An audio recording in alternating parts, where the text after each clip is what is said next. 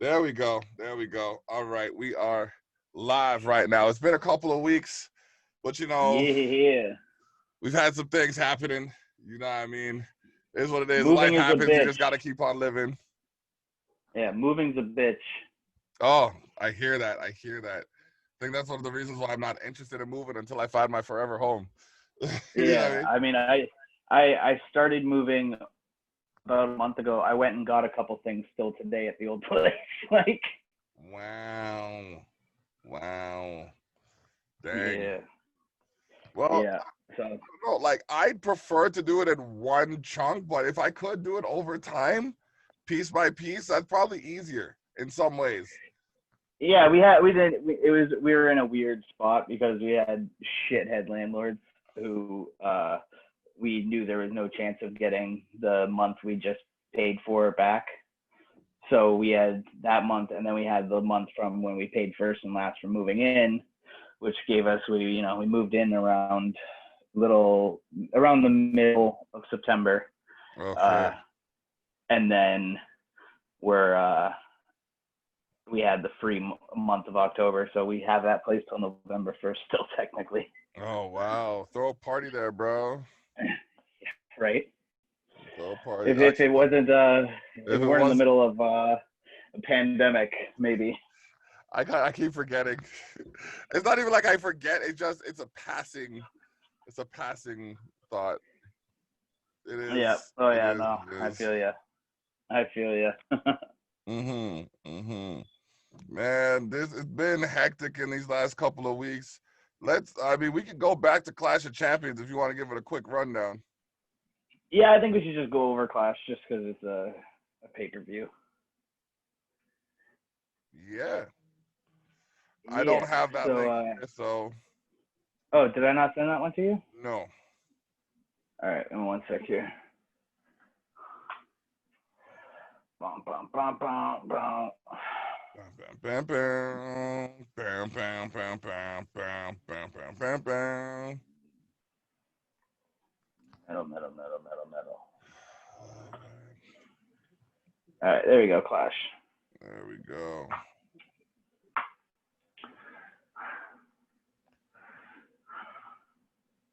All right, all right, all right. We got it here. Okay, all of them got read more on it. So I'm just gonna go over the titles. You can give them the meat and potatoes.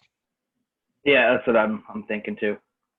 All right, so it says Universal Champion Roman Reigns defeated Jey Uso, but was that the first match?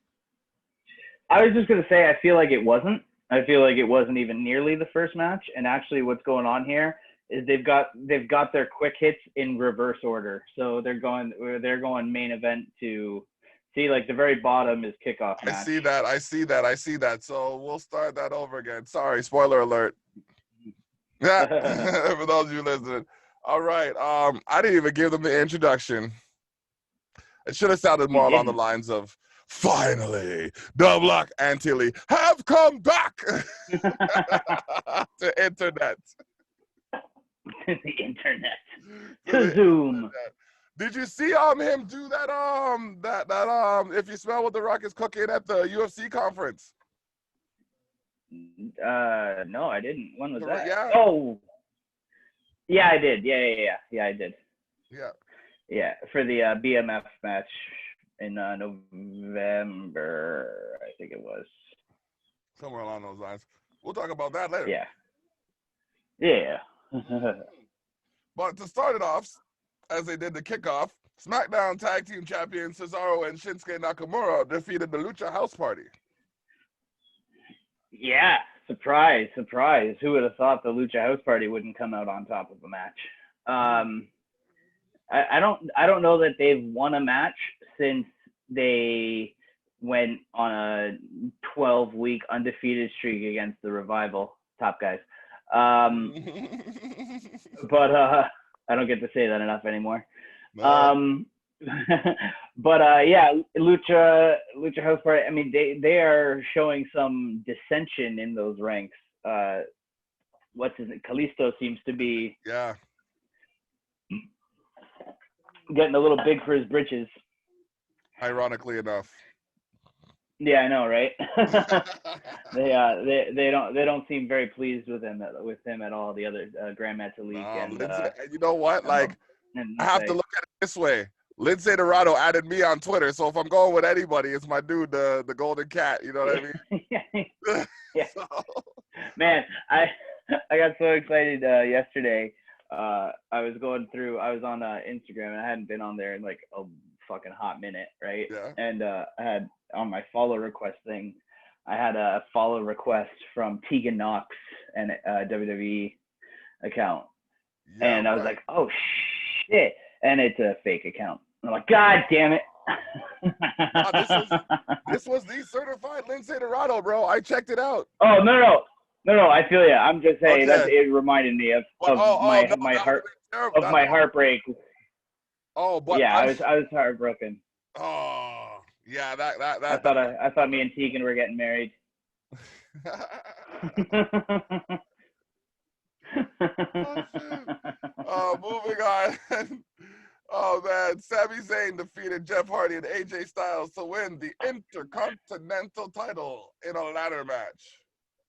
Yeah, this match was unfucking real. Like, this is one of the best ladder matches I've ever seen, like, ever. Especially the finish. The finish is what really put it over the top for me. Our boy Sami Zayn pulled 2 sets of handcuffs out of his coat. Yeah. And when he did that, he hooked one up to AJ Styles. Yeah. No, sorry. He hooked one up to a ladder, and then hooked the other end of that same one up through the spacer piercing on Jeff Hardy's ear, and closed it, which was fucking disgusting. And then he went in the ring, and he was going to handcuff AJ to the ropes. And while he was doing that, AJ came to and started fighting him off. And Sami Zayn handcuffed AJ to himself, which, like, to Sami's own wrist. I was like, that's an interesting move, because he can't get up there, but now neither can you, really. Yeah. So interesting. So AJ kicks the living shit out of Sami for a little while, and then puts him on his back to start carrying him up the ladder so he can get the strap. While he's doing that, Sami manages to get the key out, uncuff himself, put the other side of it on the connecting piece of the ladder that connects the 2 sets of legs. Yeah. And drops AJ off the ladder, so he's stuck now and can't reach him. And then he just saunters up to the top, both belts down, new and still at the same time. No. Yeah. It was one of the most clever finishes to a ladder match I've ever seen. That's for goddamn sure. Sounds like it was up there. Definitely be a little bit beyond Otis just catching the case. Yeah. Oh yeah. Significantly better than Otis catching the case. Yeah. I love Otis, but significantly better than that. Yeah. Definite. All right. Raw Women's Champion Asuka defeats Zelina Vega. Yeah, I mean, this is a really good match. Zelina is underrated in the ring. She's not amazing. Like, she's not amazing in the ring, but she's very, very, very good. And she doesn't get the respect for her in-ring work as much because she's such a fucking incredible manager, because she's such a good mouthpiece. Yep. But Zelina was killing it, put up a great match. Definitely set it up enough that they can have a continuing feud now, which they seem to be having. And that's awesome. And yeah, I mean, I love both these women. Like, Asuka, we've never been shy about how much we fucking love Asuka. She, every time she switches up her personality / character a little bit, it's just more levels and layers to what she's doing and just kills it. And the fact that they let her speak in Japanese a lot now without having to just do broken, like, slow English shit is incredible. You don't need subtitles. You don't need anything.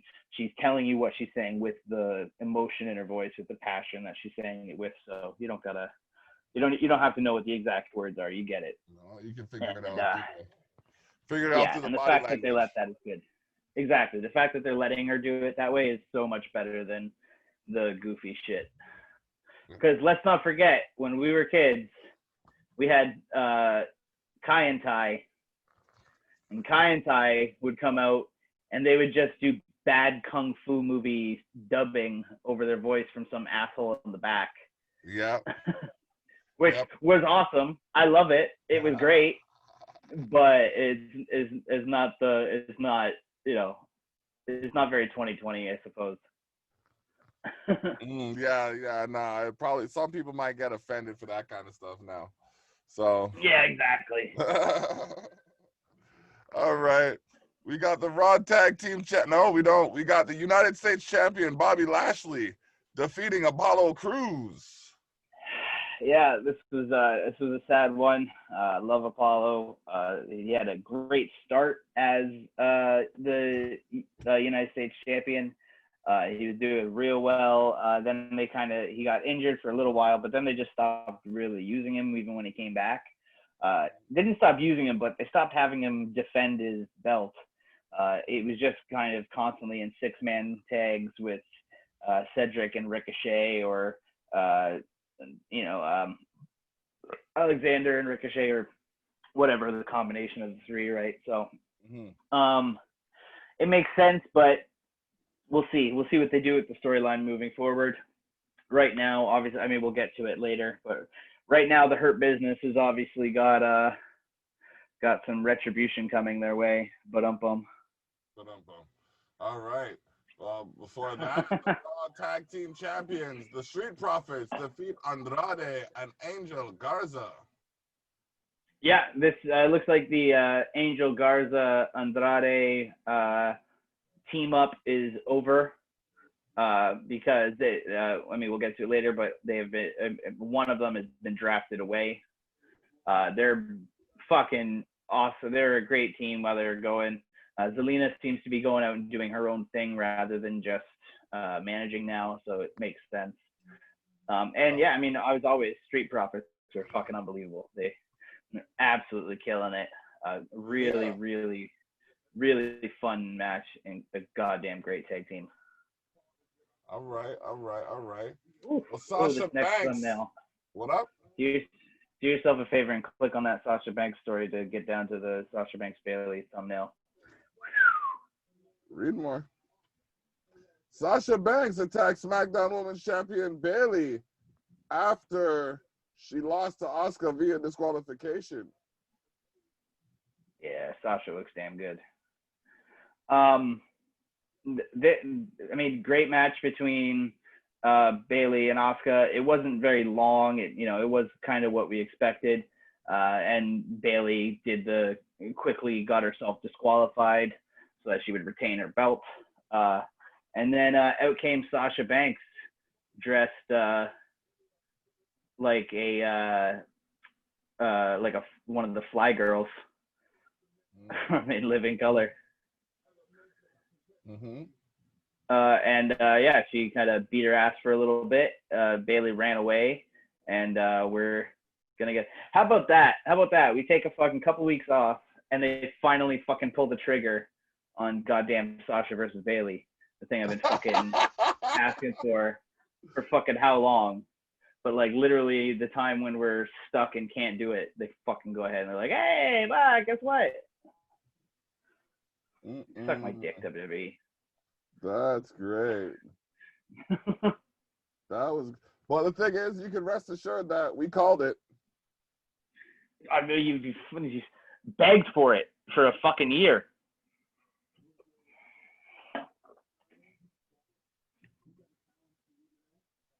Called you Master Freestyler then. Okay. But yeah, what else we got going on here? We got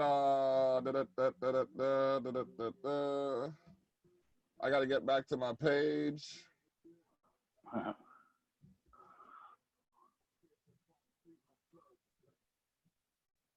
Okay, I gotta get back to it. I do remember seeing a good part of this. So, it was Drew versus Randy? Huh? Drew versus Randy? Is that what's next? Yeah. Yeah, Yes. yeah. That was a real fun match. Bringing in all the legends that Randy's taken out over the last little while with Big Show, Christian, Shawn Michaels, and Ric Flair all getting involved. Did not see That was that kind of, coming. I didn't see that coming either, and it really was it was cool. It was kind of like what's it called? It's kind of like Ghost of Christmas Past type shit. Ghost of Christmas Present for Randy. He got Randy got Scrooged. Yeah. And yeah, it was fun. It was a Scrooge job. The Scrooge job. 2020 Scrooge job. Yeah, exactly. It was the Orlando Scrooge job. The Orlando Scrooge job. It was supposed to be a magical night for Mr. Orton, who dealt with his woes whimsically. Yeah, and kicked the little boy's crutches out from underneath him. Yeah. And then RKO'd his crippled ass on the way down. Yes, ladies and gentlemen, it's Thili Graves on the mic. Take that, Mark. We are here for Tough Talks episode 56. Instead of Tiny Tim, it's Midget Mark. That's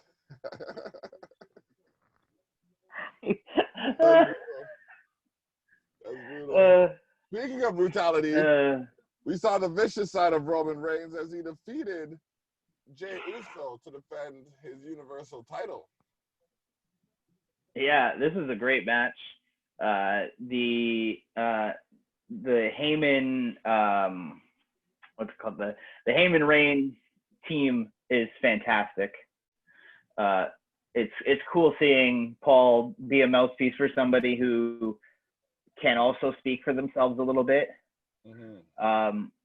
I love that shit. I love how he's a lot more toned down now that he's talking about Roman instead of Brock. Like he kind of speaks with a softer voice, but more menacing. Yeah. And then Roman comes out and is just a brutal bastard. Like he was beating the living shit out of Jey. Dominated him. Oh yeah, real brutal. Cannot wait for their Hell in a Cell match. Ooh, that's no disqualification. And it's an I Quit match, as we'll talk about later. Oh shit! Son. The first time ever that there's been a I Quit stipulation within the Hell in a Cell. Wow. Surprised they're putting Jey Uso in that position right now, but then again, if there's a feud in the family, it usually turns some heads sometimes. So it feels very Black Panther. Warmonger. Like, yeah, Warmonger and T'Challa. Like, yeah. They're fighting over being the tribal leader. Mm-hmm. And like basically demanding Roman is demanding that Jey recognize him as that. And yeah, just the way they're going about it, it reminds me a lot of the storyline they took for the Black Panther movie. Which is cool. I love it. Yeah, man. Yeah. So okay, now we're moving to Raw for October 5th. Jumping ahead right now. The past Raw where Drew McIntyre confronted Randy Orton. Yeah. So the week before, Randy attacked his ghosts of legends past, and he beat them all up while they were playing poker in the back, and Ric Flair was, of course, kicking the shit out of all of them. Then Randy came in dressed as a like janitor for some reason. Didn't feel particularly useful because nobody was in the hallway when he went in, and nobody was really on the hallway when he came out until he got pretty far past it. Also, he's Randy Orton, so as if anybody was going to try to stop him. Very strange. I felt it was kind of forced, little almost jokey part that was weird. Yeah, Drew issued a challenge to go for to have a championship match in Hell in a Cell, which will be pretty goddamn sweet too, because those two have put on banger matches so far where they have been pretty brutal. So to put them inside that is going to be pretty interesting. One thing I would love to see is I want them to climb to the top of the cell, and I want to see Drew hit him with a claymore in the center of the top of the cell, sort of thing, just on the chain link. I always love that shit when they're fighting on top, and I don't feel like they do that enough. No, they don't. Like, it feels like the last couple have mostly stayed inside the cell. Yeah. No, the last. I'm trying to figure out the last cage match. Shane went up to the top. That was fucking like 4 years ago. It was that long ago, eh? I mean, that was against the Undertaker before they did the brand split again. Shit, bro. All right, so that's that. That was WrestleMania. Let me see here. We've been like 30, 31. Yeah, that was 32. Okay. So that was 2016. So yeah, 4 years ago. Damn. Like the Hell in a Cell. I'm trying to think of who the last. Let me see who the last ones were. Time keeps on slipping. Right. So last year we had Becky Lynch versus Sasha Banks. They didn't climb in it. Hell in a Cell. They didn't climb it, and yeah, that ended in a submission. Becky defeated Sasha by submission, and that year is also Seth Rollins versus Bray Wyatt, which was a goddamn awful fucking match. Remember that was the one where he just hit him with 12 fucking stomps and then won. He's still right after they had just introduced the Fiend. Yeah. Like he literally just the whole match was just him hitting him with stomps, and then it was fucked. It was awful. That match sucked. Oh no, sorry, he didn't pin him. It ended in a match stoppage because the ref said no, you can't do that when he put the thing on top of his head and he was gonna stomp it. And I was like, how does that happen in a Hell in a Cell match? How is there a fucking ref stoppage in a goddamn Hell in a Cell match? Like, wow. Suck my dick. Yeah, that doesn't That really was fly. god awful. No, it was awful. Yeah, and the year before that was Randy Orton versus Jeff Hardy, where Jeff tried to do the like swing thing, the flip off the inside of the top of the cell, like he climbed up the side of the cell, and then he went through on his face. He went through the table with his face. Yeah. And Orton pinned him. Yep. And then the other one that year was Roman versus Braun Strowman, which I can't fucking believe this. I forgot about these, and I'm angry about them all over again. Roman Reigns. I can tell. Roman Reigns versus Braun Strowman in a Hell in a Cell match for the WWE Universal Championship with special guest referee Mick Foley, who, as we all know, understands what a Hell in a Cell match is and that there is no stopping it for any reason other than an actual winner, ended in a no contest.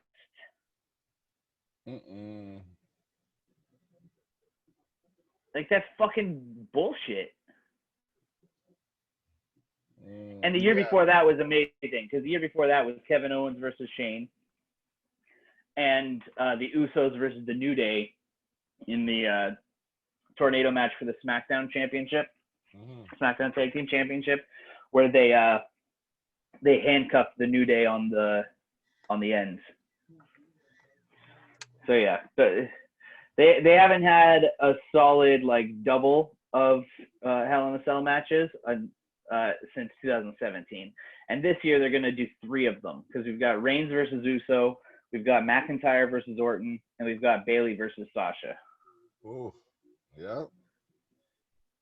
Well, speaking of them, we got Asuka, Mandy Rose, and Dana Brooke defeating Zelina Vega, Natalya, and Lana. Yeah. So love all 6 of these girls. the Zelina Vega teaming up with the new team of Natalya and Lana. Natalya and Lana's entrance is awesome. Like, that shit is beautiful. And I mean, yeah, they put on a good match. Mandy Rose and Dana Brooke is an interesting team. I don't know how well they mesh. Dana is a little stiff on the mic. Mandy is pretty good on the mic. But yeah, we'll see how that team works. I don't know if that's going to be a team that lasts very long or has very much like success in that division. We'll see. They've got a championship match tonight, so we'll see. Okay. Well, speaking of championships, Drew Gulak dressed as a janitor to win the 24/7 title from R-Truth. Yeah, he's actually wearing the exact same outfit and hoodie as Orton wore the week before in a serious segment. So very interesting. I love this thumbnail because they've made it easy for me to see R-Truth mock draft, which includes the top 8 picks for SmackDown as Ninja number 1. Yeah. Number 2 is Mercy the Buzzard. Number 3 is Little Jimmy. Number 4 is Sam Roberts. Sammy Brand Muffins. Number 5 is Mr. McMahon. Number 6 is Charlie Caruso. Oh my gosh. Number 7 is Sister Abigail. And number 8 is Brother Love. 9 and 10 are still to be determined. And then for Raw, we have number 1 pick as Ninja number 2. Pick number 2 as Huskus Hog. Number 3, R-Truth. On R-Truth's own mock draft, he's number 3 pick. Wow. That's great. Number 4 is Michael Cole. Number 5 is Peter Rosenberg. Number 6 is Road Dogg.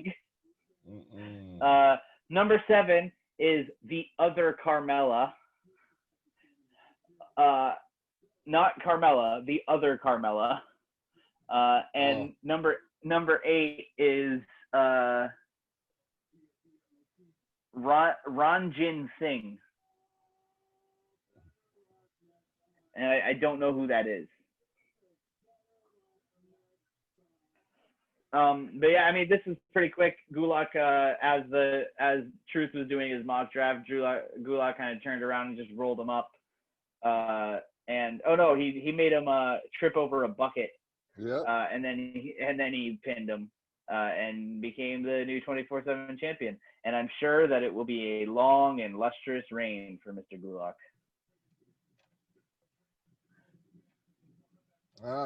Yeah.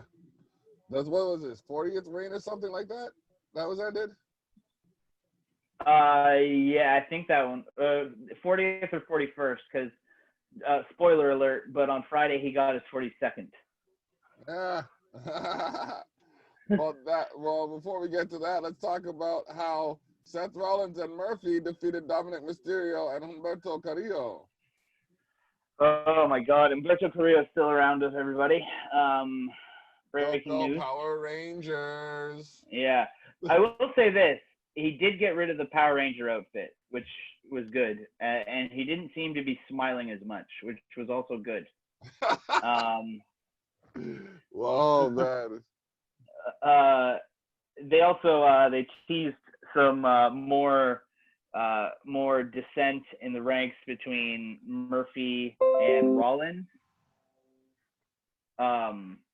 So that paid off a little bit later.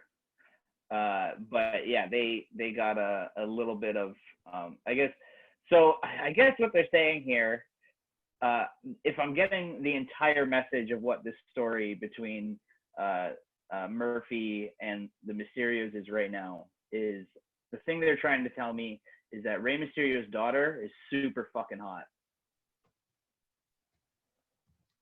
how does that even come into the picture when we're talking about four other, like, draw the parallel for me, please. Well, she comes out, right, to stop Dominic from beating the shit out of Murphy with the kendo stick. Yeah. And she's really fucking hot.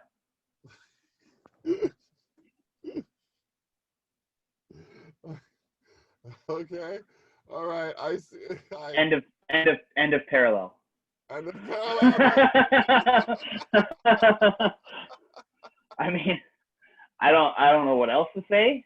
Oh, jeez. Because I've just kind of like every time she's on screen, I don't know anything else is happening because I'm like, holy shit. Ray, good job. But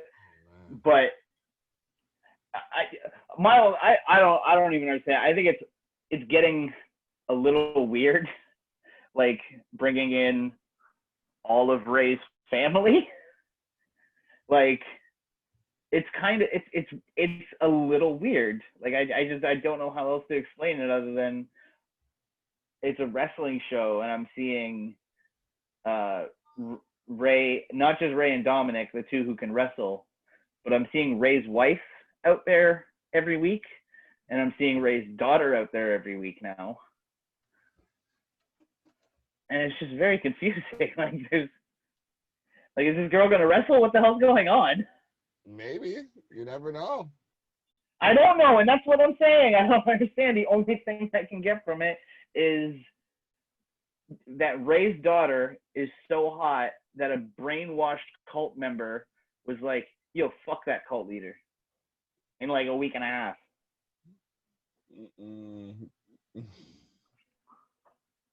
Well, we'll see what transpires as the weeks go on, but I'll tell you what's going to transpire. Aaliyah Mysterio is going to keep being hot. No doubt. No doubt. That's what's going to happen. That's going to be the storyline. Oh, man. Oh, stay tuned for that. Yeah. Oh, man. Spoiler alert.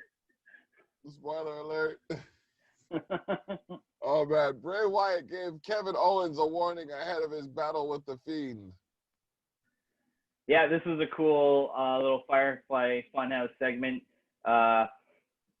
where Owens was on Raw doing a special edition of the KO show. He was going to, kind of hit the Fiend with all the, he's going to try to get him out there, get Bray Wyatt out there.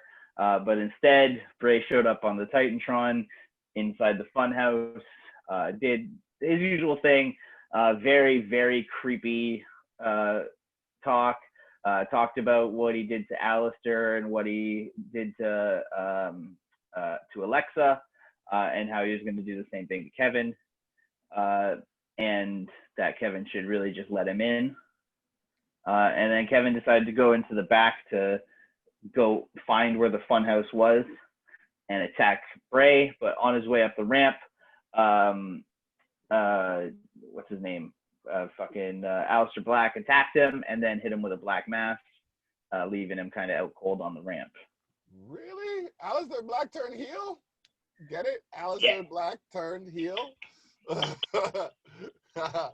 like that. But wow, I saw it coming because he does play a better dark character. Oh yeah. Yeah, they weren't doing nothing with, they weren't doing a goddamn thing with face Aleister. Like at all. They didn't do nothing with him as a face. So I'm down with evil Aleister. Yeah. Yeah, boy. Yep. Keith Lee and Braun Strowman's exhibition match ended in a double countout.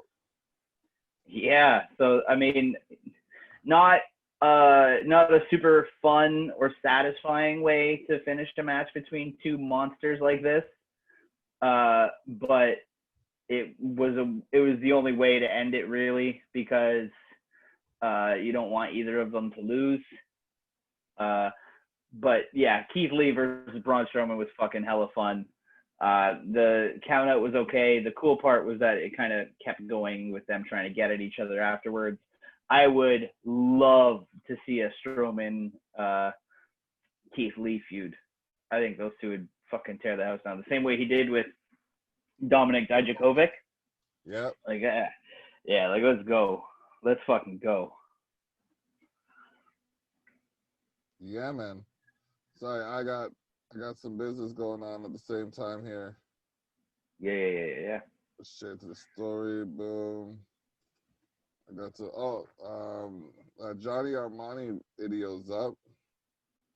Johnny Armani's a new artist we've been working with lately. Come on, Nice. things. Hold on. There we go, boom. And then we got it was R-Truth regained the 24/7 championship inside a dumpster. There's 41. No, this was the 42.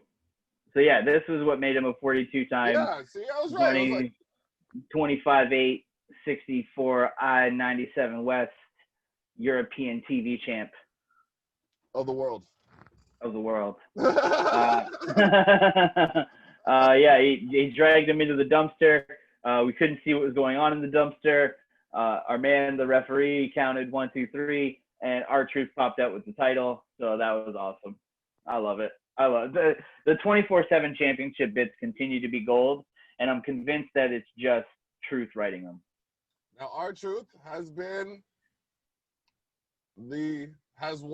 the most titles Ever.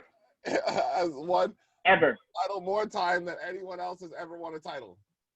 Oh yeah. No, he's the. I can't believe I'm going to say this. I can't believe this sentence is going to get to come out of my mouth, and I'm so happy. R-Truth is the most decorated champion in WWE history. It's a fact. He is. He is. Yes. There's no argument to be had. The man is a 42-time 24/7 I-45 97 West European TV champ of the world. And then he's also been tag champ. He's been IC champ. He's been US champ. Yeah. The man's been damn near every champion there is. Yeah. Decorated. Anyone who wants to disagree, suck a dick. R-Truth is the most decorated champion in WWE history, maybe professional wrestling history as a whole. I'd even go so far as to say the most decorated champion to not win the World Heavyweight title, or did he? Who the fuck knows? There's no way to know. There's no way to check.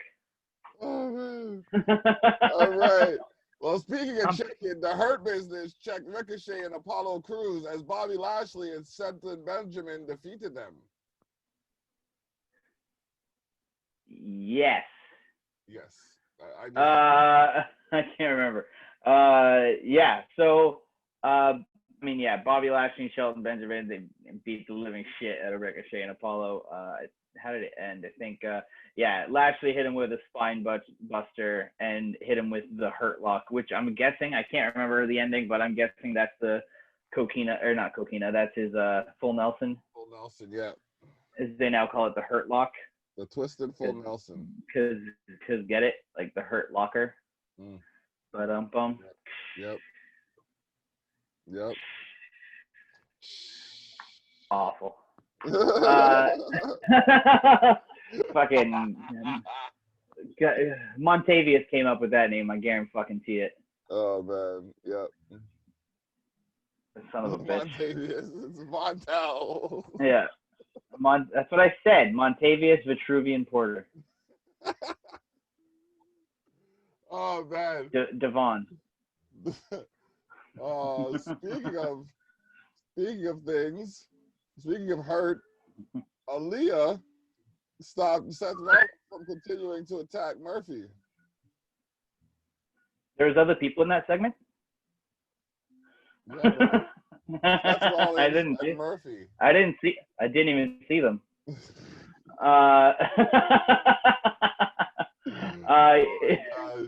This is Tough Talks with Thili and the Block, ladies and gentlemen. Episode 56. Listen, man, it's not my fault. I figured if anyone else was there, it was John Cena because they're fucking invisible. Um,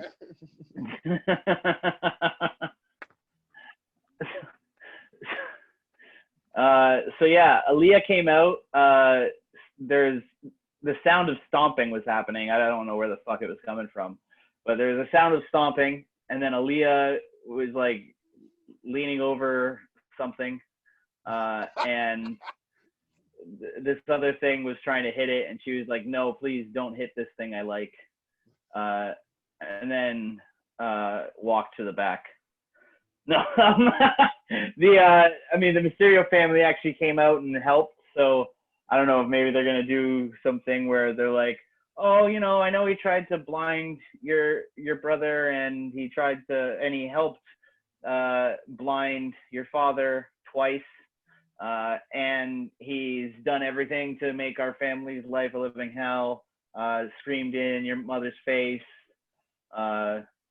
Probably said your dog was ugly, did all this stuff, but I don't know. It seems like bad storytelling on the fact of like, she has no reason to like this fucking punk. Like this guy, everything he's done's been negative and evil shit. She's just like, no, he was brainwashed. I love him. How did they even get involved with each other in the first place? He creeped into her DMs, dog. Fucking Seth showed it. Seth showed him. Oh man, that's great. That's all I can think of is like, he slipped into her DMs and he's like, "You're hot," and she was like, "Oh, really? Didn't you blind my dad?" And then he was like, "Yeah." She's like, "Oh, good. I hate my dad." Like, I don't get it. It's weird storytelling. It's very strange. Oh man. I mean, it's not the weirdest thing I've seen a girl forgive for a guy, but even in real life, but it is like just, I don't like it. All right. And no, it's not just jealousy. So shut up, everybody. Watch your mouth. So the WWE Tag Team Champions Nia Jax and Shayna Baszler defeated the Riot Squad. Yeah, this is a team. I don't know how I feel like their chemistry is what's that word? Non-existent, but they're both brutes. So I don't know how much chemistry they need, I guess. But I don't know. I feel like they should just always be a team that doesn't really like each other. And if they keep going with that, then I'm cool with it. Sounds good to me. The Riot Squad is, newly reformed. I saw Liv post a picture on Twitter the other day of her and Ruby over with Eric and Sarah Logan. And Sarah Logan is quite pregnant. I think that's the medical term for where she is in her pregnancy is quite. Killing me right now, bro. Oh my gosh. Okay.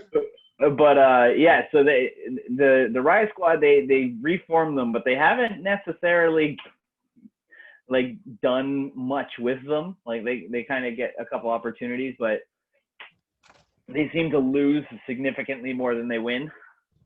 Yeah. Like even in the feud they had with the Iconics, who we haven't seen since they split. I don't think. Like have we? I can remember.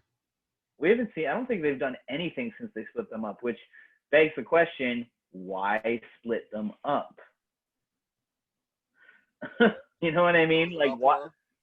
Just split them up and have with who? Me? I'm the only fucker who likes them. The fuck are you talking about? Like, they're not, the only person they're pissing off is me. Oh And it's not even pissing me off. It just severely depresses me. Man. Because God damn it, I missed that entrance. But yeah, I mean, I just they do very strange things with their women's tag team division. I don't think they've had a really good team that wasn't based on the idea of I can't wait to see these two fight each other after this. Almost at all. Like, I mean, the Iconics weren't that, and then they're like, you know what we should do? Have them fucking fight each other. For how long? Like 20 seconds, and then never show it again. And that's not like great storytelling. Like the Riot Squad, when they broke up, once again, Riot Squad was another one where it's like, oh, this is a good team. They shouldn't really break up. And then they break them up. They do nothing with their breakup for 6 months. Then when Ruby comes back from injury, she kicks the shit out of Liv, doesn't give any reason or anything like that. Sarah takes sides and then is let go immediately. And then Ruby's out with an injury again, comes back, and is sad about what she did to Liv, fights Liv 2 more times, then starts fighting the Iconics with her. They break the Iconics up. Yep. And then have Liv and Ruby just job to motherfuckers week after week. Like, what the shit? Like, what kind of fucking team history is that? That's fucking awful. That's terrible. And the same thing's gonna happen with Nia and Shayna because they started fighting. They started off as opponents. They got shoved together, and because they're not Cesaro and Sheamus, or Cesaro and Shinsuke, or Cesaro and anybody, they'll have them break up again, fight once, and then never talk about it. Like it's fucking irritating that they don't treat the women's tag division like an actual tag division. They just treat it like a place where people who can't win the singles titles go to try to get gold. Ouch. For all of y'all who might disagree,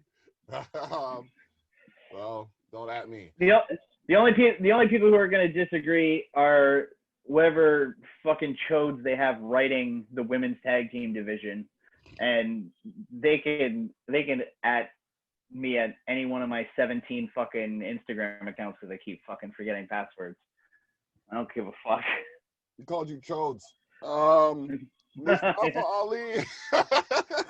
Chode isn't used enough. On the Hurt Business. Yeah. So no. So we'll talk about this real quick. The Hurt, not Hurt Business, Retribution, right? It's very rare that doing little to no effort on a disguise looks better than after you put a bunch of effort into it. Yeah. But I feel like Retribution was that. Because I feel like when they had the ski masks on, they felt like more of just a group of people who were like, fuck this and we're going to fuck shit up, rather than a bunch of people who were like, you know what would be cool is if while we fuck shit up, we look like Slipknot. I was going to say, one looks like Predator, the other looks like Vader. Yeah. I mean, exactly. They're both, and it's the same mask just with different colors that both of these two are wearing, right? And yeah, the chick with the dreads is creepy. If that's a chick, kind of looks like a chick. I think that's a dude, bro. Oh, I thought it was like a juiced up Tracy Chapman. Give me one reason to stay here. Yeah, exactly. It'd be awesome if that fucker came out singing Fast Car next week. But yeah, so I mean, I thought they looked cooler with the ski masks. I feel like these other masks are just they're so like Spirit of Halloween, discount rack looking. But the Retribution stuff overall is still pretty fun. Like I still like that they show up out of nowhere. But one thing that tripped me out was I was watching when I was getting caught up on Raw and SmackDown before Clash of Champions. Yeah. The week before Clash of Champions, Retribution was out and they were talking. Well, one of them was talking. And as far as I know, maybe they did it in one of the ones I've missed. They've never revealed what wrestlers are underneath these masks, right? other Um, than Mustafa Ali being the leader now? yeah, some of them got revealed. Okay, because I was watching one and she never took her mask off, but as I'm watching it, I'm like, it's kind of hard to pretend that I don't know that that's Mia. Because that's exactly who it was. Yeah, because I'm like, she's got purple hair, is, Blasian, uh, and I mean, like, I can see the Wu-Tang songs pouring out of her ears. Like, what the fuck? Like, what the fuck are we doing here? Oh Because man. this is not tricking me. But yeah, if they showed off that it was her, like, without it just being obvious to everybody like that, then I guess that's okay. It's just I was very confused because as I was watching, I was like, this is not this is not mysterious at all. I know exactly who that is. That's a bad bitch right there. That's a baddie. Like, what's going Baddie. on? That's Yep. what she calls herself, right? The Yep. Blasian baddie. I'm like, Blazing I know, Baddie. I know that. I know her. So that was weird. But then yeah, then the Retribution came out like they were gonna beat the shit out of everybody in the ring. Mustafa joined up with the Hurt Business for 20 seconds, slid out of the ring, turned around, and went, "Get him." Mm.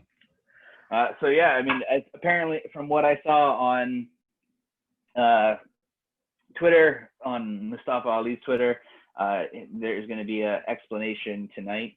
So we'll see Mustafa address the WWE Universe.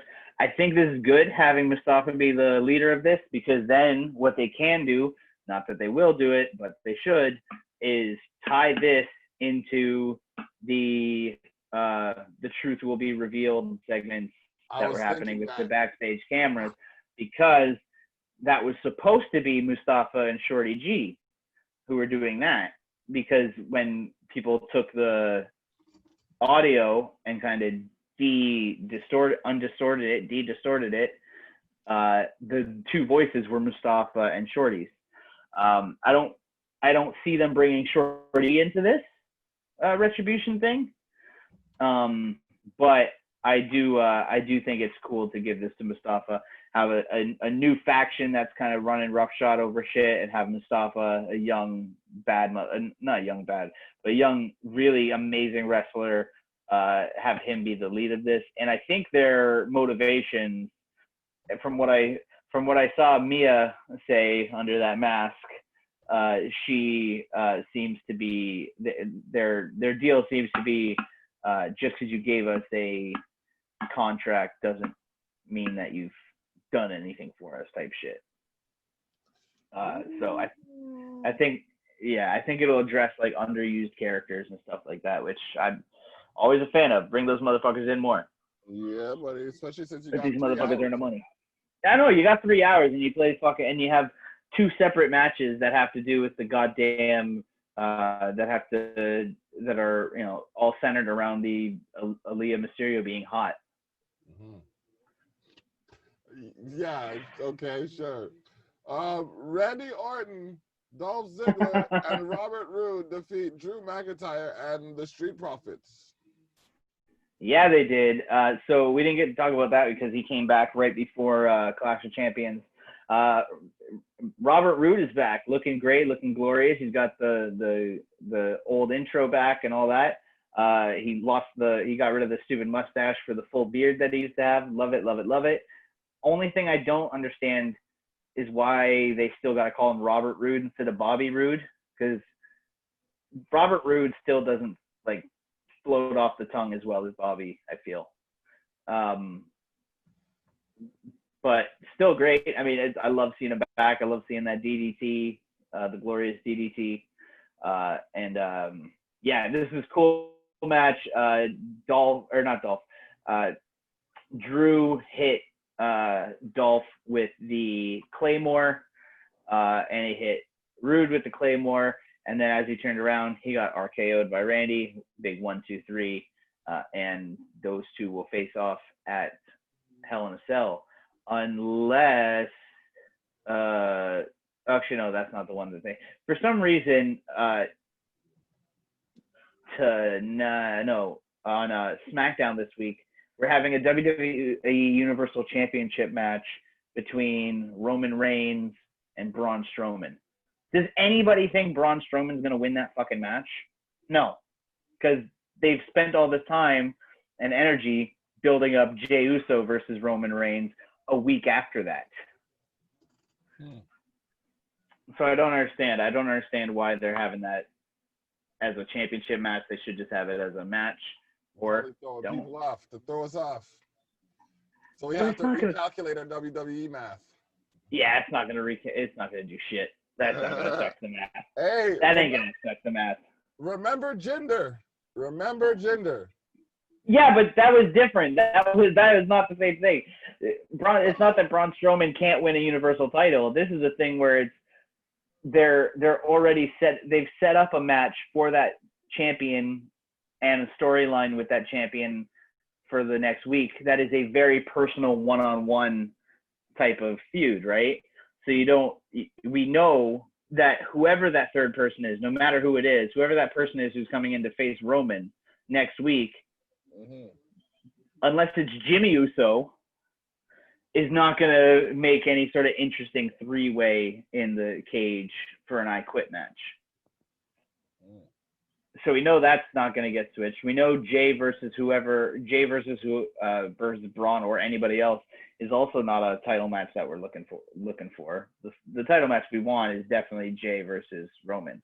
And the reason I think this so certainly is I think we can say pretty safely that the reason that Roman is beating the shit out of his family right now is because at WrestleMania, it's going to be Roman versus The Rock.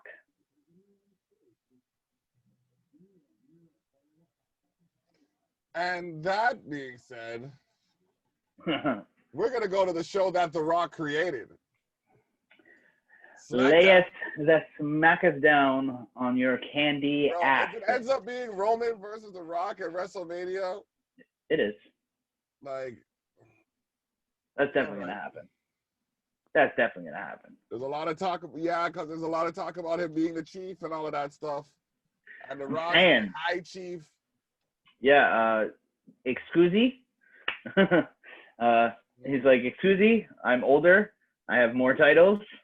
I was only hated when I wanted to be hated. Yeah. So yeah, I mean, I think that's a pretty solid match. I think the entire basis of it should be The Rock is mad at Roman because when The Rock went out to raise Roman's hand at Philadelphia, The Rock had to hear boos for the first time in like 15 years. Rock looked so confused by that. He was like, "What? What is that sound?" Well, you probably wouldn't hear them coming back to WrestleMania, but Big E defeated Sheamus in a Falls Count Anywhere match. Yeah, this is a really good match. Big E has been doing really good as a singles competitor. I don't think that was a good enough reason to do what they did, but they did it. We'll get to that in a bit. Big E and Sheamus, they went out into the parking lot. There was a lot of kendo stick stuff. Sheamus hit Big E with the Irish Curse backbreaker on the top of a car through the windshield. That was pretty cool. Then Big E hit the big ending off of the top of a car through two tables. So that was really cool too. It was a great match. Big E had a cut somewhere because he had some blood on the side of his leg near the end of the match, probably from the Irish Curse backbreaker, I would assume. But yeah, really, really good match. Big E's fantastic, man. Jeff Hardy and Matt Riddle defeat The Miz and John Morrison, and Captain Racist. Lars Sullivan made a shocking return. I'm gonna say sure did to this one because I don't want to talk about that. Okay. You haven't been using them sure dids lately, so. Yeah. Yeah. Well, I'm going to use it on that one. All right. Sasha Banks defeated Bailey via disqualification. Yeah, Bailey continues her reign of pussy ass behavior with the hitting Sasha in the gut with a belt when she was getting her hiney whooped by Miss Sasha. Sasha still is not great with the chair shots, I will say.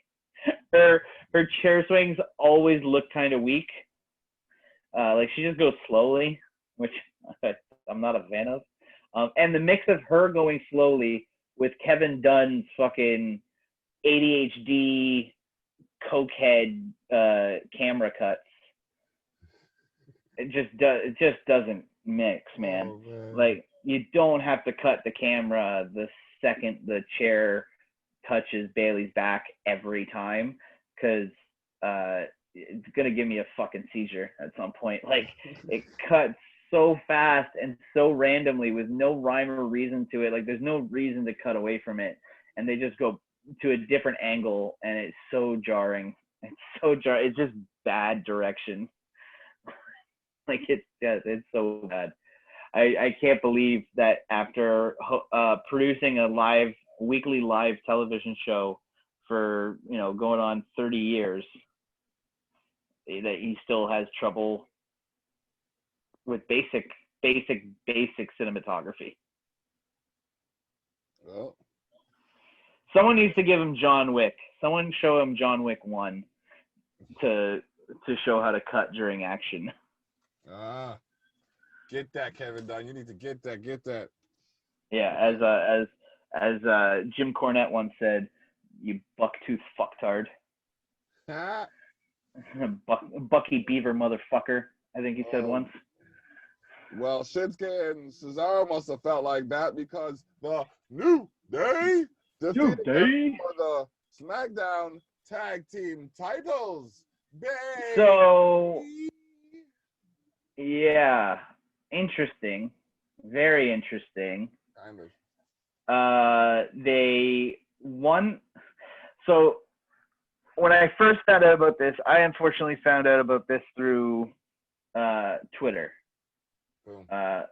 which was people saying, "Oh, I can't believe they broke up the New Day with the draft and blah blah blah blah blah," which led me to believe that they broke them up on a draft graphic sort of thing on the screen, right? Mm-hmm. But so I went into it a little bit biased against the idea because I was like, come on, man. The New Day's been around for like, what, 5 years now? 6 years maybe? New Day is actually going on 8 years as the longest running stable in the WWE. Jesus Christ. So they've been 8 years this year that they were stable. So they've been together for 8 years. Now, I don't know if they're necessarily not a stable anymore, because if Xavier and Kofi are still a team under the name The New Day, I guess they probably still count as a stable. Okay. They also could technically, I guess, still be a multi-brand stable, where they've got the tag team on Raw and they've got the singles competitor on SmackDown. So that, like, yeah, that I don't have a problem with that aspect of it. I do think it's a little strange, like I said, when I read the outrage tweets of like, oh, well, they deserve more of this, blah, blah, blah, I did agree. Like, I was like, well, yeah, of course, like that's fucked up. Why would you do that during the draft? But at the beginning of the episode, they said a couple things that I think are going to lead into the story of them being split like this, which is, one, they said, what was it? Oh, they said that, I guess there was one thing they said now and one thing they said a few months ago. So 3 months ago when Kofi got injured, they said that it was time for Big E to do a solo run because he's only ever thought of the group and he deserves to have a singles run at like a belt or something. And Kofi was very adamant about that, and Big E seemed a little hesitant, but accepted and said, yeah, thank you, like I'm gonna do that, right? Then on Friday they said that the WWE executives from WWE, along with executives from Fox and the USA Network, were in contact with all of the WWE superstars to get their preferences on where they would like to go. Now that seems like I am 98% positive that they have not said that before. At least during this era, at least during this brand split era. Like from the brand split they did in 2016 to now, every time they've done a draft or a superstar shakeup, whatever the fuck Vince feels like calling it on whatever week it's happening, they've never brought up the fact that they do that 14, 6 years. Sorry. But the fact that they brought that up and then that didn't really become a thing that it would affect any of the drafts that happened made me start thinking. I was like, well, it would affect the New Day one, because if Big E requested to be moved away from the other guys and onto Raw so he could continue the singles career that he started now, that could be some drama to have between them, and that could be, a storyline to go with. And then also they announced at the end of SmackDown that this upcoming Friday, they're having the New Day's final SmackDown match, like their SmackDown farewell match. Yep. And that will be Kofi, Big E, and Xavier versus Sheamus, Shinsuke, and Cesaro. Okay.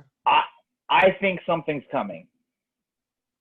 I think Big E is going to do something fucked up before he leaves. I think that we might end up seeing Big E versus his fellow New Day companions at Survivor Series. I think so too. I definitely think that they will be against each other at Survivor Series. If I was writing it, if I was told to write the outline for the New Day split and was given the fact that we're splitting them up at the draft and do it, the first thing I would say is why. The second suggestion I would have would be no. As a third one I would have would be to reveal that Big E requested it, requested to be moved over, maybe from like footage or something, like Cesaro or Sheamus or somebody plays footage they caught of him, of like Big E on the phone with somebody backstage saying like, well, no, I requested this, I wanted to be on my own and stuff like that. Have Xavier and Kofi be like, what the fuck, E? Like, what the hell? And have him snap, like telling them, like, because the whole thing where Kofi was telling him that Big E had him and Xavier's consent, their blessing, to go do his thing as a singles competitor while they were injured, right? Yeah. I feel like there's a very justified rage that could come from Big E because of that, where he's saying, who the fuck are you? Like, who are you to give me consent to be a singles competitor? What right do you have to tell me that I can go do this on my own? Especially while you two fucking pussies are injured and on the sidelines and not able to show up. Yikes. You know what I mean? Like, that would be the rage of it, of like, yeah. So what, you guys are injured, and if you didn't give me that permission, I was supposed to sit around and do nothing? Because you guys, you guys get hurt, and then I can't go out and do my show. I can't make money for me and do my thing because you guys are injured. Like, what the fuck is that? Yikes. Okay. And Okay, I see that. and once again, it's a thing where it's harsh, but I feel like that's also a justifiable harshness off of Big E because once again, what do you mean you have our blessing and you give us your permission for me to do my thing? Of course I'm going to do my thing. You guys are injured. I have no choice if I want to make money but to do my thing. Everything I've done has been to help you guys this whole time. Like, I always stick my neck out to make sure for the betterment of the group. And what that means that I wasn't going to do something for myself when I had to. So, and I feel like, and then you send them over to Raw. They have you don't give them any interaction until Survivor Series next month. And then you have them, you have Big E fucking just rip them both apart for a couple minutes in the beginning or middle of the Survivor Series match. We're gonna have to do predictions for Survivor Series because I want to predict teams. I want to predict the outcomes. Oh yeah, I have to do that in the coming weeks. All yes, right. Yeah, absolutely. All right. Speaking of devastation, though, the Fiend defeated Kevin Owens. Yes, this was a great match. Kevin Owens got a little bit of offense in. All the offense that he had made him look good, made him look strong, like he was, surviving something otherworldly. And the Fiend just kept getting up from everything, but never in a way that made it look like what Kevin did was weak. Just made it, just made it more, just emphasized more how scary the Fiend is. Yeah. But yeah, this was a great match. And then after he beat him, he went up to the top of the ramp. Actually, he was still in the ring. All the lights cut out. And when the lights came back on, he was at the top of the ramp with Sister Alexa. Sister Alexa. Yeah, and they were staring at each other for a couple seconds, and then it cut out. I love the Alexa Bliss Fiend stuff. That's another thing we didn't really get to talk about much. But Alexa Bliss last week or the week before that, sorry, on the KO show on SmackDown when the Fiend first attacked Kevin, was awesome. Like her performance was really, really good. The way she was just staring into like almost the void, like 1,000-yard stare, like fucking Private Pile in Full Metal Jacket. And Kevin said, forgive me, but it kind of seems like you've been a little bit brainwashed. And normally when you say when you have a character say that to someone else, you have the other character kind of outraged that they would think they were so weak-minded or think that they were brainwashed or whatever. But Alexa just goes, "You're right. My brain has been washed. It's been cleansed of all," and I'm like, brilliant, like brilliant. She embraces the brainwashing thing because she's taking it as she's taking the two separate words that have been compounded together there and like using them in their positive sides and blah, blah, blah, blah, blah. And then trying to convince Kevin that that's what he needs too. And yeah, it was fucking great. I love supernatural cult shit and movies and stuff like that. Like over the last little while until my internet got turned on, all I had was like the stuff that I had already downloaded before we moved. And I'm going to tell you, I watched a fuck ton of horror movies recently. So it does give you a list of all the draft results from night one, all 5 rounds on the WWE.com page at SmackDown.com and check actually WWE.com/SmackDown. Yep. But yeah, check that out.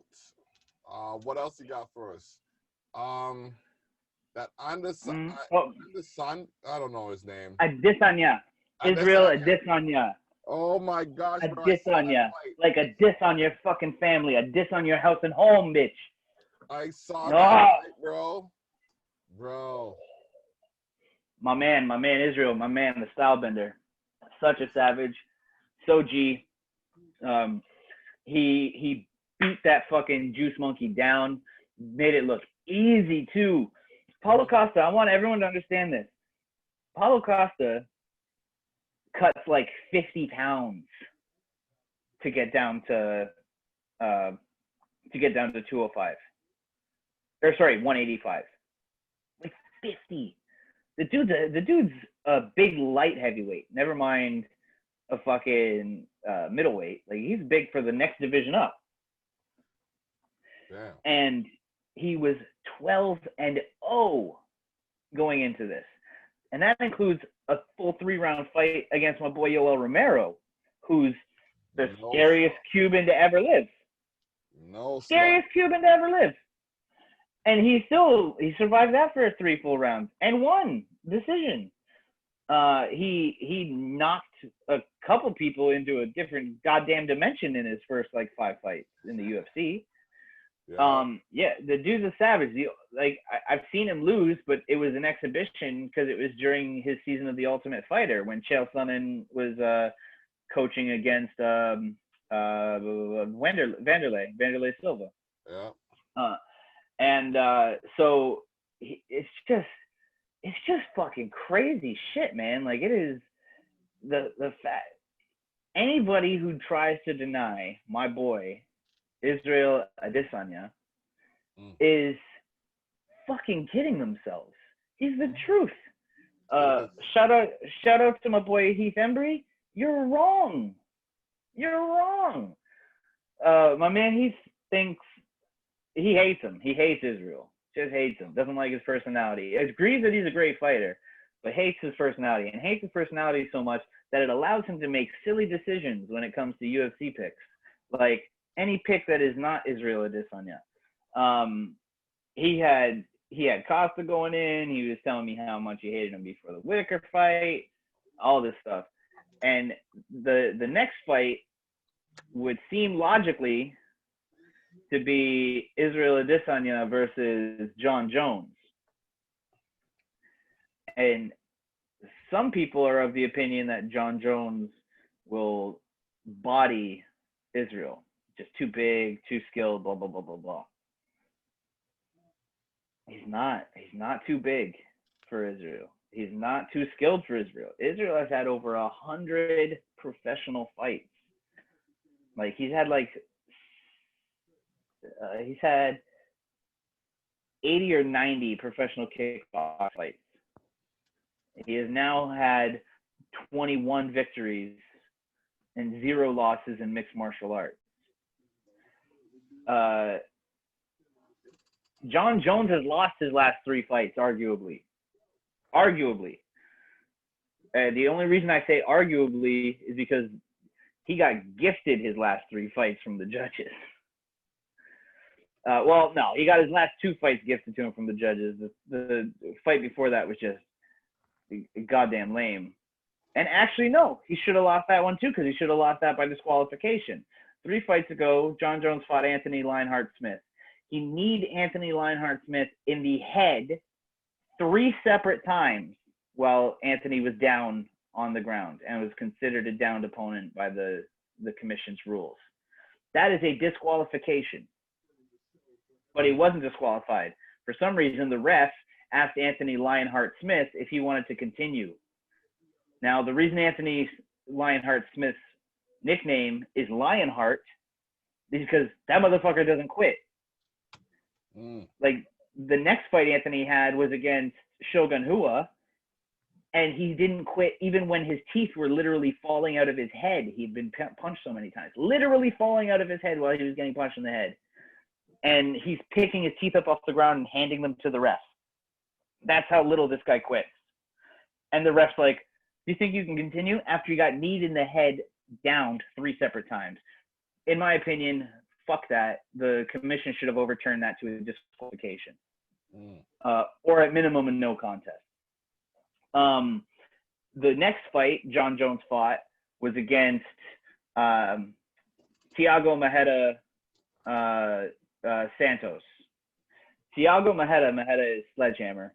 Thiago Santos is a goddamn freak of nature. He's like a light heavyweight division Yoel Romero with slightly better English. And He's just scary. Dude looks like he's made out of concrete, chiseled by the gods. And he, through a fuck up on his own part, tore both of his knees, like an ACL in one, and fucked up a tendon in his other knee in the first round. And he still punched Jones in the head for the next 4 rounds, and then arguably lost the 4th and 5th, but won the first 3. And the judges gave it to Jones. Wow. It's like, okay, judges get it wrong sometimes. Can't cry over spilt milk.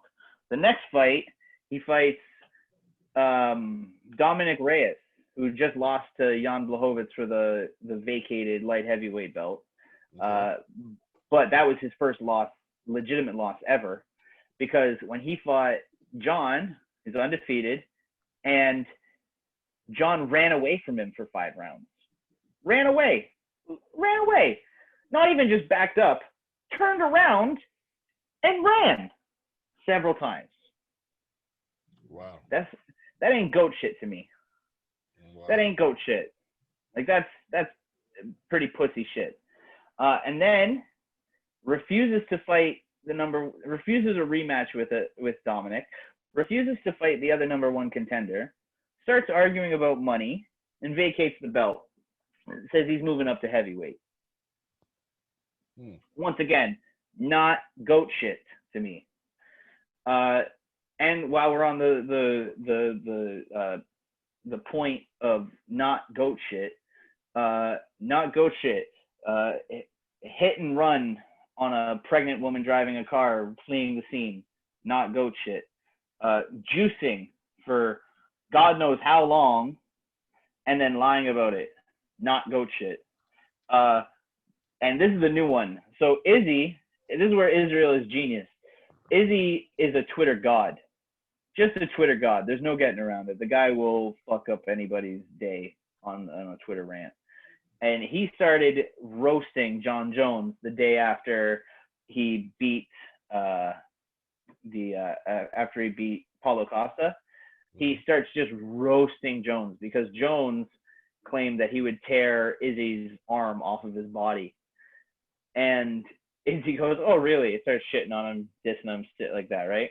Yeah. Izzy brings up an old story that Chael Sonnen had brought up when Chael was getting ready to fight John, where he said that he heard. Now, some background: if Chael Sonnen says, "Now I heard you did this," it's often a real rumor, but it's also often highly exaggerated on Chael's part for humor and effect, right? Because he's trash talking, so of course he's going to do that. But what he did was he put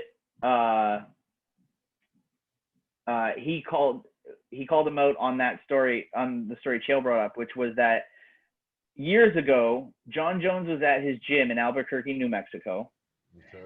And he was told that USADA was on their way to the gym to test him because as a mixed martial artist in the signs of the UFC, you are subject to random drug tests by USADA at any given time.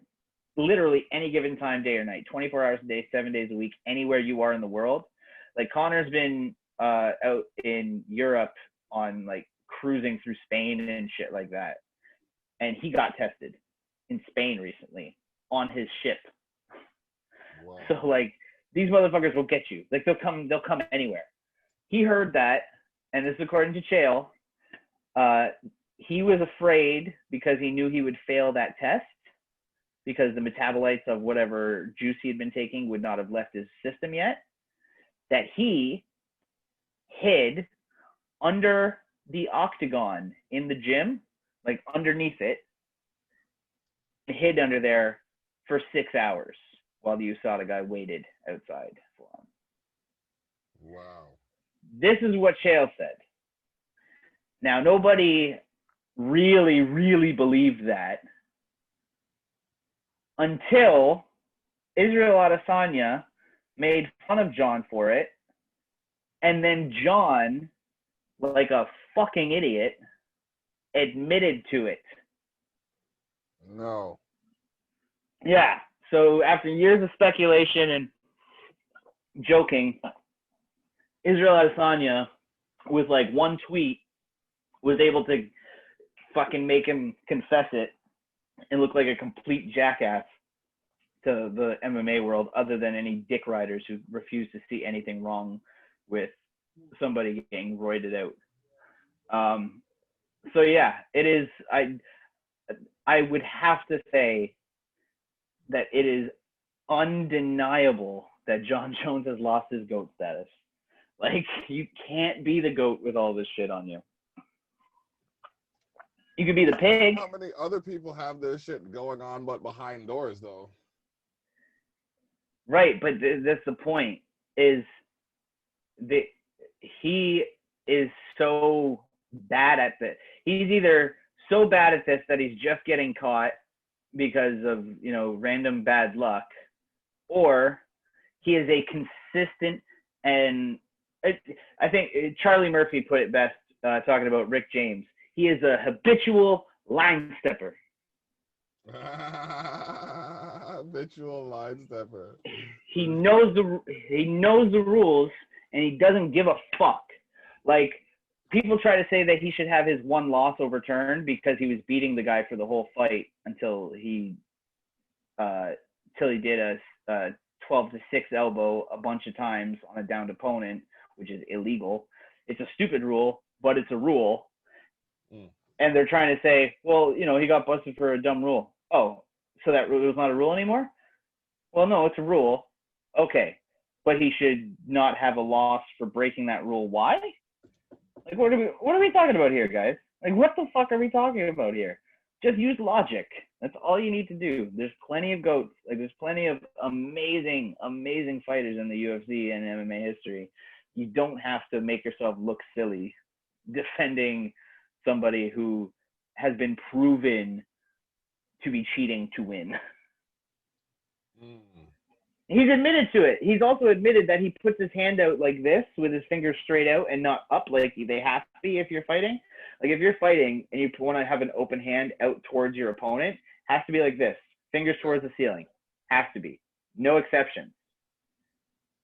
Unless you're John Jones and you go out like this and paw at their face so that when you eye poke them, you can say it was unintentional. Now, if I was just noticing that from fights, I would say maybe I'm reading into it too much. But Jones has said it out loud that that's why he does it. And nobody calls him on it. He doesn't get any points taken away for eye pokes. He doesn't get any of this shit. He tested positive for a steroid, and instead of suspending him or not letting him fight, they moved it to another state that was okay with the amount of the steroid in his body still from the time that he got suspended for it. You know what I mean? Like, it's crazy. Nobody has been given more opportunities and more room to be a fuck up, and taken every one of them and then been allowed to continue. Like, it's never happened before. Wow. You make a good point. You make a good point. But the best thing is, for the last thing I'll say about UFC before we wrap up and everything, is not this weekend. Well, this weekend's going to be good too. We have the Korean Zombie versus Brian Ortega on Saturday this week. Free fights, fight night on ESPN. So those will be on the boob tube. No pay-per-view needed. But the week after is UFC 56, I want to say. UFC 256. Let's see here. No, I'm wrong. 255, I guess. Because that one is going to be Khabib Nurmagomedov returning for the first time since COVID started, since his canceled fight with Tony Ferguson, to fight Justin Gaethje for the defending the light heavyweight title. So that's going to be very, very, very cool. It's going to be a great fight. I think this is the first one where is it 254? Am I 254 is the next one. Yeah, 254. Yeah, it's 254. So yeah, October 24th, 254. Justin Gaethje versus Khabib Nurmagomedov is the main event. For the co-main, we got Robert Whittaker versus Jared Cannonier, the Killer Gorilla. We got Alexander Volkov versus Walt Harris at heavyweight. Walt Harris back. Love that guy. He's amazing. Islam Makhachev versus Rafael Dos Anjos. Sylvia Calvillo versus Lauren Murphy. And Magomed Ankalaev versus Iwan Kutalaba. Iwan Kutalaba is incredible. He is a great fighter, very underrated. He's going to be very fun. Everybody should be watching. If you're watching that card at all, make sure you catch the first fight of the main card because it's definitely going to be worth it. But yeah, it's going to be awesome. I think Justin Gaethje has a better chance of anybody to beat Khabib. I've been going for Justin since he beat Tony, and even before that, I said he probably had the best chance of beating Khabib. The only problem I have is that over the last couple weeks, despite during 2014 election, Justin Gaethje going off, or 2016's election, I guess, Justin Gaethje going off about what an idiot Trump was and how he was definitely going to lose because look what a fucking moron this guy is. A couple weeks ago, Justin Gaethje decided to go to the Trump rally with his manager and stuff like that as special guests.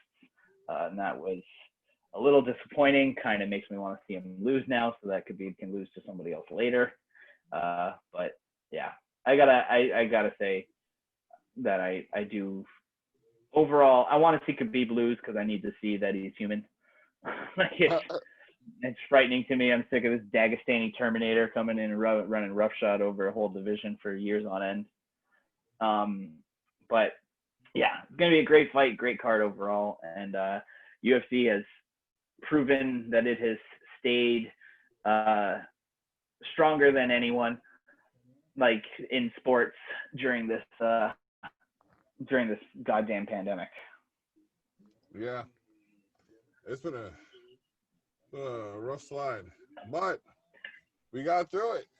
Hour and 32 minutes, and it was all fluid. Boom. Yeah, boy. So what's next? What's next for us? I got Candid Conversations on Wednesday. Tune in. We're gonna be now streaming from 4 platforms. We're streaming on 4 platforms. I'm gonna be streaming on Twitch, Facebook, YouTube, and Twitter. So y'all can check me out on those platforms, whichever one you got me on. You know what I mean? Tune in. Then tune in for the next episode of Tough Talks with Thili and the Block. I was like, episode of what? But yeah. Yeah, it's good to be back. We can be back on a fairly normal schedule now. Yeah, that's what's up. Yeah, boy. All right. Well, it is what it is, and it is what it will be. Tune in to us for the 1, 2, 3. Ding, ding, ding.